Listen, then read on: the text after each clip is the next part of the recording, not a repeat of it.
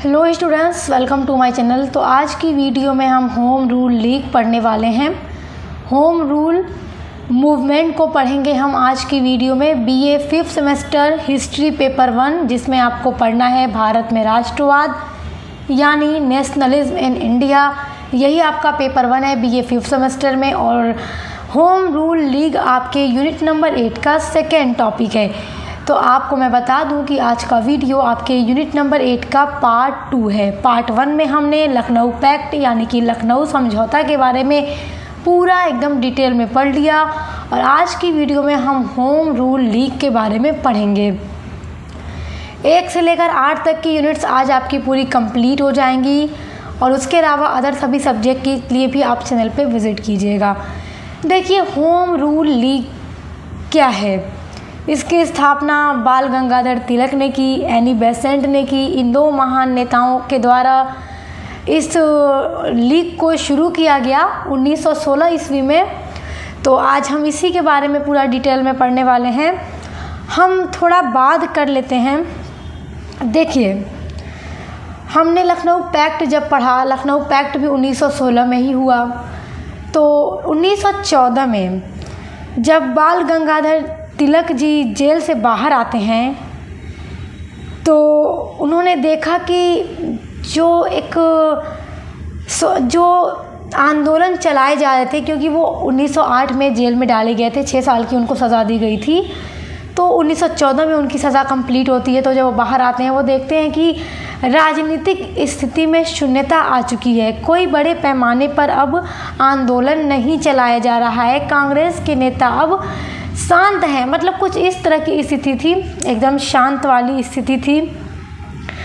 तो 1914 में जब तिलक जी बाहर आते हैं, तो उन्होंने, और देखिए 1914 से ही प्रथम विश्व युद्ध की शुरुआत होती है। तो जब वो बाहर आते हैं जेल से, तो उन्होंने देखा ये सब कुछ। तो कांग्रेस के नेताओं ने सोचा, चाहे उदारवादी नेता हों या उग्रवादी नेता हों, उग्रवादी नेताओं में बाल गंगाधर तिलक भी थे। तो इन सभी नेताओं ने सोचा कि ब्रिटिश सरकार जब प्रथम विश्व युद्ध में उलझी हुई है, तो उसे परेशान नहीं करना है, बल्कि प्रथम विश्व युद्ध में हम उसका साथ देंगे। ये किसने सोचा? ये कांग्रेस ने सोचा। कांग्रेस के नेताओं ने सोचा कि प्रथम विश्व युद्ध में हम अंग्रेज़ों को परेशान नहीं करेंगे, क्योंकि वो युद्ध में लगी हुई है, जबकि हम उनका सहयोग करेंगे इस युद्ध में। और देखिए, और 1915 में गांधी जी भी भारत वापस आ जाते हैं, साउथ अफ्रीका से वापस आ जाते हैं। तो साउथ अफ्रीका से ये भी भारत 1915 में वापस आ जाते हैं। तो ये भी वही बात कहते हैं कि ब्रिटिश सरकार के साथ हम उनका समर्थन करेंगे, हम उनका सहयोग करेंगे, क्योंकि बाल गंगाधर तिलक और जितने भी उदारवादी या उग्रवादी नेता थे, इनका मानना ये था कि अगर हम लोग अंग्रेज़ों के प्रति निष्ठा दिखाते हैं, उनका सहयोग करते हैं विश्व युद्ध में, हम उनका समर्थन करते हैं, तो वह युद्ध जीत जाएगा। और जब ब्रिटेन युद्ध जीत जाएगा, तो हमें स्वशासन दे देगा।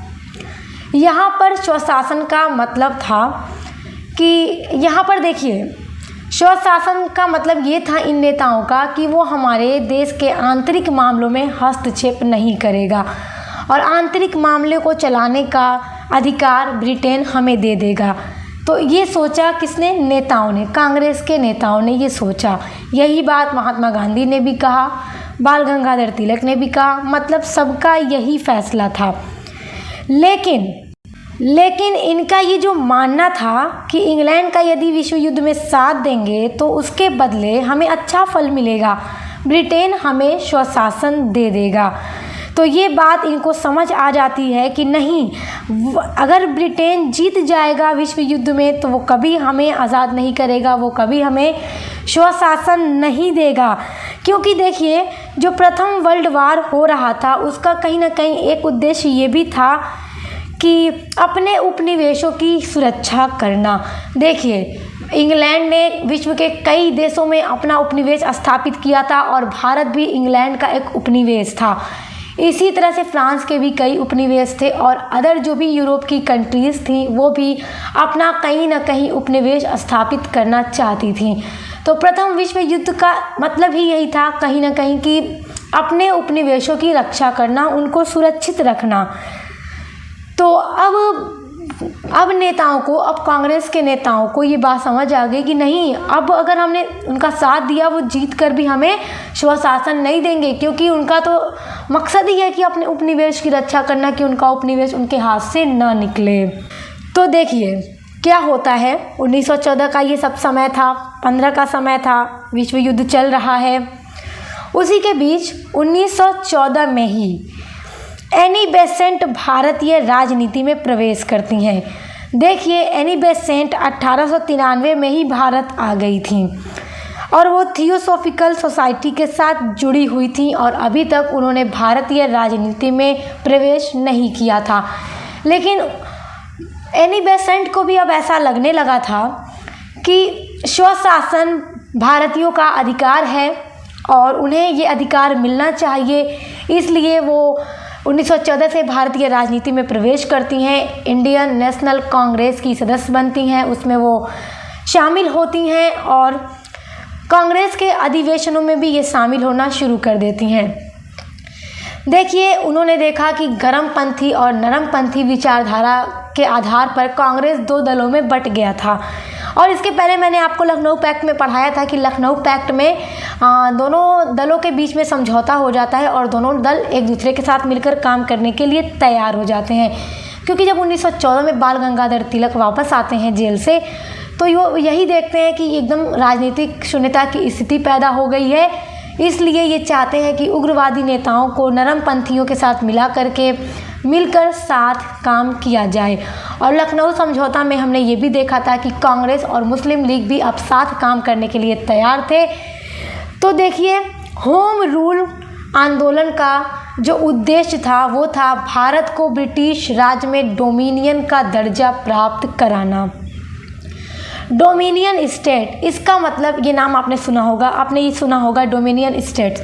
तो इसका मतलब क्या होता है? देखिए होम रूल लीग हम पढ़ रहे हैं, तो होम रूल का मतलब क्या होता है? होम मतलब गृह या घर, रूल मतलब शासन, यानी गृह शासन मतलब अपने घर का शासन, स्वशासन जिसको कहते हैं, स्वशासन। तो देखिए यहाँ पर अभी पूर्ण स्वराज की मांग नहीं थी।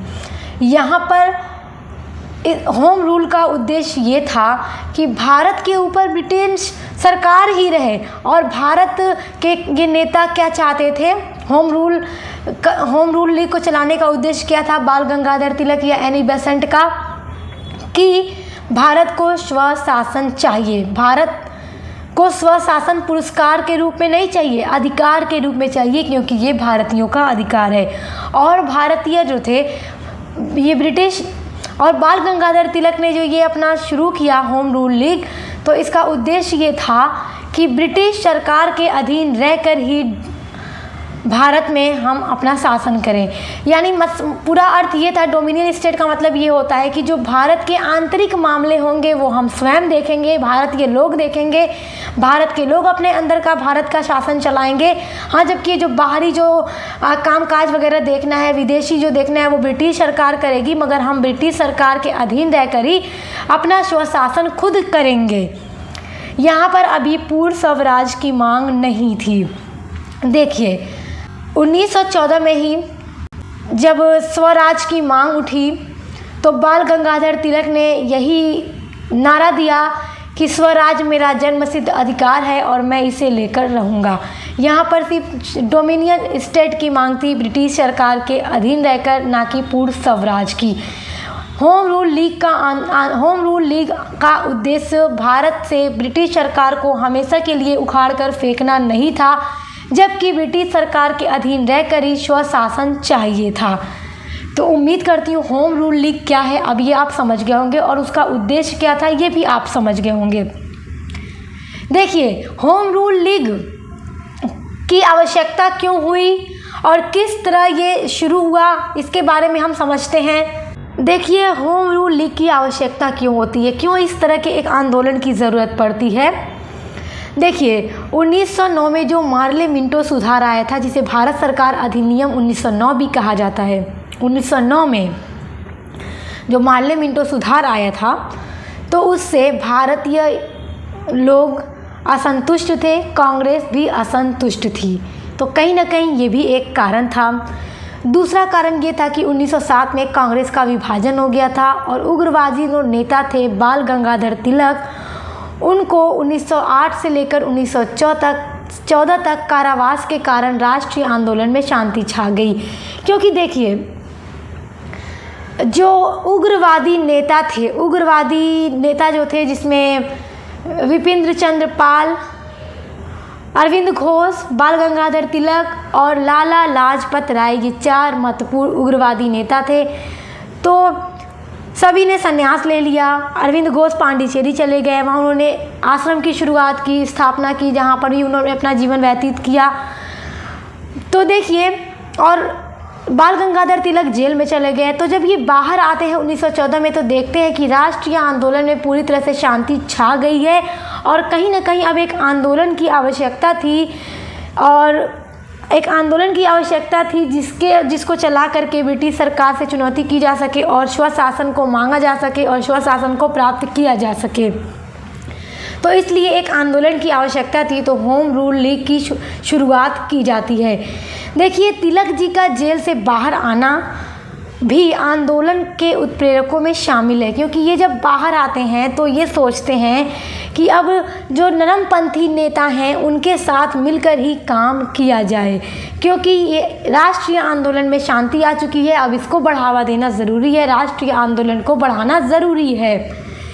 और तिलक की रिहाई और एनी बेसेंट के आगमन से राष्ट्रीय आंदोलन में जो शांति थी वो समाप्त होती है और पुनः जागृति आ जाती है। क्योंकि देखिए, एनी बेसेंट के ही मन में सबसे पहले होम रूल लीग का ख्याल आता है और वही सबसे पहले कांग्रेस के अधिवेशन में होम रूल लीग का प्रस्ताव रखती हैं। फिर देखते हैं आगे क्या होता है।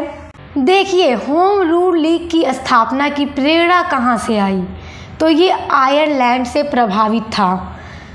जैसा कि एनी बेसेंट जो थी वो आयरलैंड की महिला थी, वो 1893 में भारत आ गई थी, क्योंकि वो भारत से काफ़ी ज़्यादा प्रभावित हुई थी। तो देखिए, 1870 के दशक में आयरलैंड में एक होम रूल लीग की स्थापना हुई थी, क्योंकि आयरलैंड भी इंग्लैंड का उपनिवेश था और यहाँ के लोगों ने भी स्वशासन की मांग करने के लिए होम रूल लीग की शुरुआत की थी, जो काफ़ी हद तक सफल भी हुआ था। तो 1913 में एनी बेसेंट को भी आयरिश होम रूल लीग ने ये सलाह दी कि इस प्रकार का एक लीग की स्थापना भारत में भी करो, जिससे कि भारतीयों को भी अपना अधिकार मिल सके, स्वशासन का अधिकार मिल सके, स्वराज उनको मिल सके, क्योंकि स्वराज भारतीयों का अधिकार है।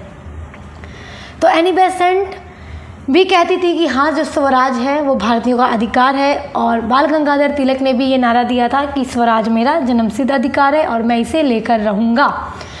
तो देखिए, 1915 में जब बम्बई में कांग्रेस का अधिवेशन होता है, तो एनी बेसेंट ने अपना ये प्रस्ताव कांग्रेस अधिवेशन में रखा कि एक ऐसे लीग की स्थापना की जाए, होम रूल लीग की, जिससे कि स्वराज की मांग की जा सके और राष्ट्रीय आंदोलन को बढ़ावा दिया जा सके, क्योंकि एनी बेसेंट भी ऐसा चाहती थी। तो कांग्रेस ने इसको अस्वीकृत कर दिया, क्योंकि कांग्रेस में उदारवादी नेता जो थे वो वर्चस्व में थे और उन्होंने इस बात को स्वीकार नहीं किया कि इसकी कोई ज़रूरत अभी नहीं है, हम इस पर विचार करके बताएंगे। लेकिन एनी बेसेंट ने ये ज़रूर कहा कि अगर आप इस पर विचार नहीं कर पाएंगे तो मैं अपने जिम्मेदारी पर इस लीग की स्थापना करूँगी और ख़ुद ही होम रूल लीग को बढ़ावा दूँगी। तो देखिए, बाल गंगाधर तिलक भी एनी बेसेंट के इस ख्याल से काफ़ी ज़्यादा प्रभावित होते हैं कि हाँ, ये बात तो सही है, एक ऐसे आंदोलन की आवश्यकता है, क्योंकि बाल गंगाधर तिलक ने भी देखा कि बिल्कुल शून्यता छा चुका था, राष्ट्रीय आंदोलन में शांति आ चुकी थी। तो इसलिए बाल गंगाधर तिलक और एनी बेसेंट ने 2 होम रूल लीग की स्थापना की। देखिए, ये प्रस्ताव सबसे पहले एनी बेसेंट ने 1915 में बम्बई के कांग्रेस अधिवेशन में रखा था, लेकिन इसकी शुरुआत एनी बेसेंट से पहले बाल गंगाधर तिलक करते हैं। देखिए, तो इसलिए हम सबसे पहले देखेंगे बाल गंगाधर तिलक का होम रूल लीग।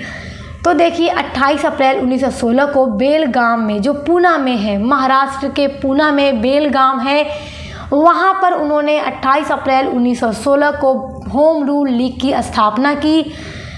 तो और किन किन स्थानों पर बाल गंगाधर तिलक का होम रूल लीग स्थापित हुआ? देखिए, महाराष्ट्र में, पूरे महाराष्ट्र में सिर्फ बम्बई को छोड़ करके हर जगह बाल गंगाधर तिलक का होम रूल लीग था और कार्य हो रहा था।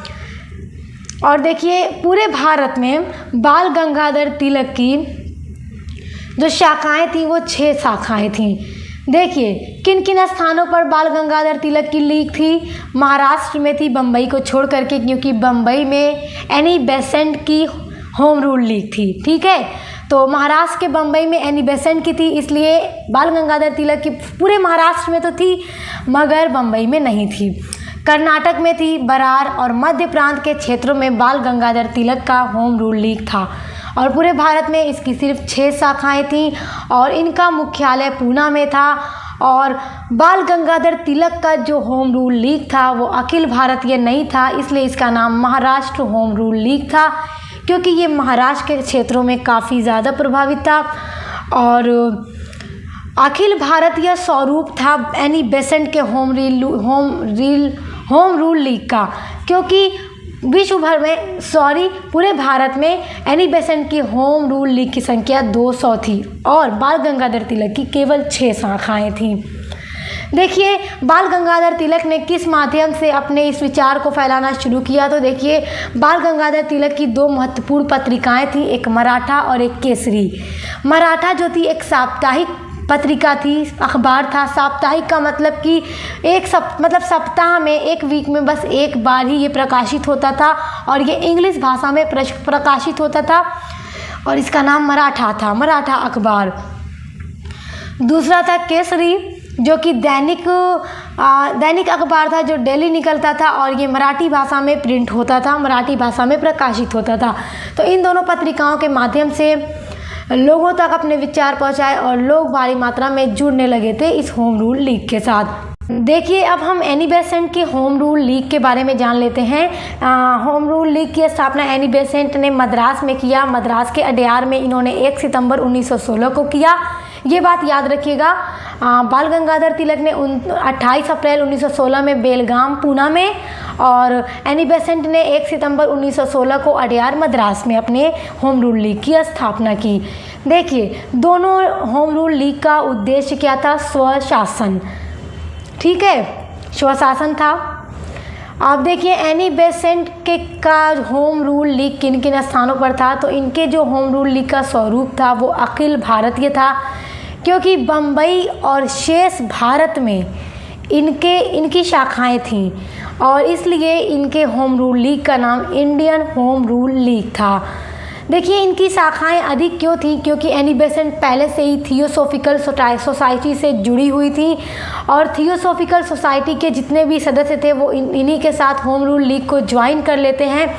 और थियोसॉफिकल सोसाइटी की जितनी शाखाएं भारत भर में फैली हुई थी उन सभी शाखाओं को इन्होंने होम रूल लीग की शाखा भी बना दी, इसलिए इनकी शाखाएं 200 से अधिक पूरे भारत में थीं और इनका मुख्यालय मद्रास में था। और एनी बेसेंट अपने होम रूल लीग की अध्यक्ष स्वयं थीं, जबकि बाल गंगाधर तिलक ने अपने होम रूल लीग में अपना कोई पद नहीं रखा था। और सचिव जो थे इनके होम रूल लीग के वो जॉर्ज अरुणडेल थे।